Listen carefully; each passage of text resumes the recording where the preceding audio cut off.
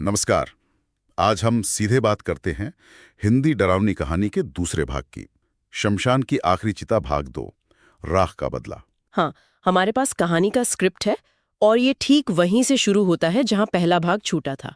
मतलब रामू के गायब होने के ठीक बाद। हाँ, बिल्कुल। और इस भाग में हम देखेंगे कि डर और बदले का जो ताना बाना है वो कैसे बुना गया है। और खासकर चीता की राख के जरिए, है ना? बिल्कुल, राख का इसमें एक बहुत अहम रोल है। तो कहानी आगे बढ़ती है मुक्तिधाम में। रामू गायब है, करीब 2 हफ्ते हो गए हैं और गांव के मास्टर जी की पत्नी की लाश आई है। हाँ, पर चिता सजाते वक्त ना कुछ अजीब सा लगता है। क्या अजीब? जैसे पहले से ही राख की कुछ लकीरें सी बनी हुई हैं और लकड़ियां वो गीली भी नहीं है, फिर भी सुलग रही हैं। अच्छा? ये तो वाकई अजीब है। हाँ, तो सवाल उठता है कि ये सिर्फ रामू के जाने का असर है या मतलब मुक्तिधाम में कुछ और ही चल रहा है। यही बात तो दिलचस्प है। ऐसा लगता है कि ये जो अलौकिक गड़बड़ है वो सिर्फ रामू से नहीं जुड़ी, वो पहले से वहां है। मतलब राख खुद ही एक तरह की शक्ति, एक किरदार बन गई है। सही कह रही हैं। तो क्या ये सब सिर्फ रामू के बारे में है या कोई बड़ी पुरानी कहानी है वहाँ? ये सवाल बना रहता है और इसी माहौल में आता है नया लड़का हरिया, वो रामू की जगह काम करने। हाँ, हरिया। और उसके आते ही वो उसे डरावने सपने आने लगते हैं। कैसे सपने? सपने में एक जलती हुई औरत दिखती है और वो पूछती है, रामू कहाँ है? ओहो, सीधा सवाल। हाँ, और साथ में चेतावनी भी देती है।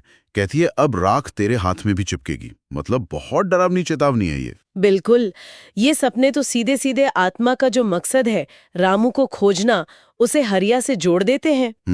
हरिया ने अनजाने में ही सही रामू की जगह ले ली है, तो अब वो निशाने पर है। सही बात है। और वो चेतावनी, राख तेरे हाथ में भी चिपकेगी, इसका मतलब साफ है कि वो बच नहीं सकता।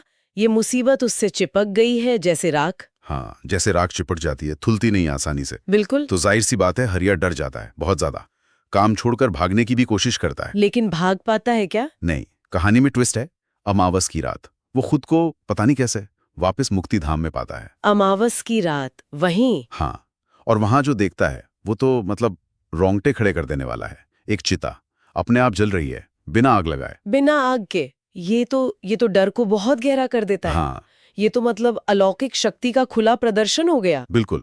और फिर जब हरिया भागने लगता है तो राख उसके पैरों से चिपकती जाती है, जैसे छोड़ना ही नहीं जाती। और फिर वो राख एक औरत का रूप ले लेती है, जिसकी आंखें अंगारों जैसी बताई गई है, हाथों में राख की चूड़ियां। बाप। और वो हरिया को पकड़ लेती है और पूछती है वही सवाल, रामू कहाँ है? हाँ, रामू कहाँ है? तो अंत क्या होता है हरिया का? अंत तो बहुत ही भयानक है। कहते हैं कि हरिया की चीख पूरे गांव ने सुनी, पर सुबह जब लोग पहुंचे तो हरिया नहीं मिला। तो फिर? उसकी जगह उसकी राख से बनी एक मूर्ति मिली, बस। राख से बनी मूर्ति? हाँ, और इसके बाद गांव में ये बात फैल गई, एक कहावत बन गई कि जो भी उस चिता को देखेगा ना, वो खुद राख बन जाएगा। ओह, ये तो बहुत ही खौफनाक अंत है।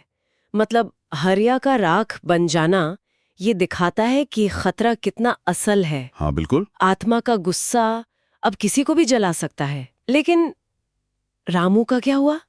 वो रहस्य तो अभी भी बाकी है। सही बात है। ये अंत अगले भाग के लिए उत्सुकता जगाता है, क्योंकि आत्मा की तलाश वो तो अभी भी जारी है। तो कुल मिलाकर इस भाग ने रहस्य को और गहरा कर दिया। एक नई डरावनी शक्ति सामने आई, राख से बनी हुई। हाँ, और ये भी दिखाया कि कैसे हरिया, जो शायद बेगुनाह था, वो बस हालात का शिकार बन गया। बिल्कुल। और देखिए, यहाँ सोचने वाली बात यह है कि कहानी ने कितनी साधारण सी चीज, दाह संस्कार की राख, उसको उठाया है। हाँ। और उसे बदला लेने की इच्छा और वो शक्ति दे दी है।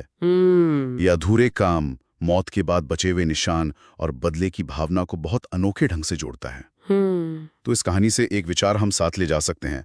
अगर राख सच में यादें संजो सकती हैं, बदला ले सकती है, हाँ। तो फिर मौत का मतलब क्या है? क्या वो वाकई अंत है, या हमारे पीछे जो निशान छूटते हैं वो सिर्फ यादें हैं, या कुछ और? शायद कहानी यही कह रही है। हाँ, शायद कहानी यही इशारा कर रही है कि कुछ अंत नहीं होते, वो बस एक डरावना बदलाव होते हैं।